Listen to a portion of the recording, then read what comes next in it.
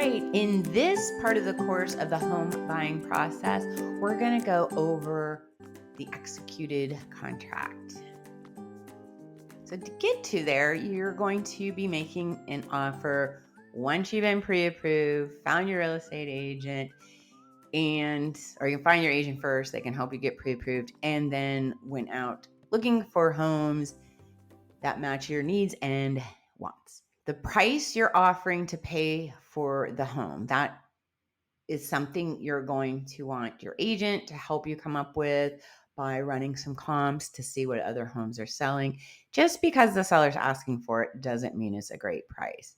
It could be overpriced. That's sometimes a hard challenge because sellers have lived in the home, they love that home, and they think it's worth millions, and reality hits and maybe it's not. So you want to come up with the offer price where you don't insult the seller, but it's a fair price. Again, a good experienced agent can help you with that. The date you would like to move in. And a lot of this will depend on if you got to sell your home first or finish up a lease or when your job's moving you. Also, if you are using a lender, some take a certain amount to close. Some can be 20 days or up to 45 days, depending if you have any other assistant helping with the loan. Are there any appliances you want to include in the sale? Like you just absolutely love their washer and dryer. You would want to include that if it's not already noted that it's included. You have inspection, appraisal, and financing contingencies. Good agent can go over all that with you. I am going over this a little bit in this course, but as you're actually going through this process, a lot of things are going to be like, what happened? What did she say? You can always come back to this course and watch these videos again, or speak with your agent and or lender. What it does mean is you won't buy the house until the property passes your inspection and you obtain a suitable mortgage loan from your lender. This will all be included on the offer you're making. Okay, so once everybody signs the contract, and usually the seller is the last to sign, and sometimes you got to go back and forth a few times depending if you change anything or something was missed, you got to initial. And anyways, when that's finally all done, that is your start date. That's when your contingency period starts. There'll be certain things you'll have to keep on a particular timeline. And there's going to be escrow included as well. And I'll be going over that in the next slide. But this is to protect your escrow. This is why these dates are so important. And it's so important to have an experienced agent. Because you're going to have inspections, you're going to obtain financing. You got to make sure all these are fulfilled by these dates once you have an executed contract. Escrow is a legal arrangement where the third party, normally a title company here in Florida, I believe a lot of other states use attorneys. You can use attorneys here. We primarily use title companies.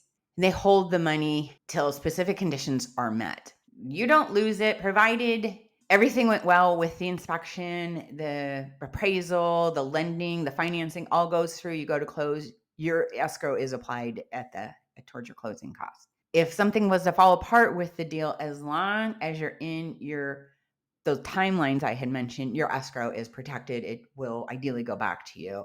There's so many scenarios. It's just too hard to cover in this. Again, an experienced agent will help you with all this to protect your earnest money. Then we have the closing process, involves finalizing the sale. This includes tasks like completing the financing, conducting a title search, and addressing any issues that arise during the inspections. Once all these conditions are met, a closing date is scheduled. Everyone loves those magic words, clear to close. So while you're at the closing, there will be a contract is executed when all parties have fulfilled their obligations and signed all necessary documents. Years ago, both the buyer and seller would do this at the same time. I think I had one closing the last year, and I do about 35, 40 deals a year. One where both buyers and sellers were in the room, but just fine. It's probably better they're separated. Not everybody's friends at the end. We try to, but it just depends, especially since a lot of people are remote. A lot of times my buyers will sign remotely or my sellers won't come back for the closing. They're already moved to their new state or their new home and they're just like, I'll just sign everything remotely. It's just a different time we live in now. But the buyer will sign the mortgage documents and the seller then transfers ownership of the property and you're closed. After that, the title company, or depending on what state you're in, the attorney, the deed is recorded with the appropriate government office to transfer ownership from the seller to the buyer officially. Basically, though, at least in the state of Florida, when you walk out of that closing, everybody's signed, you have the keys, you're good because you just probably dropped a ton of money you just gave to purchase that home. Just recording of the deed makes it official.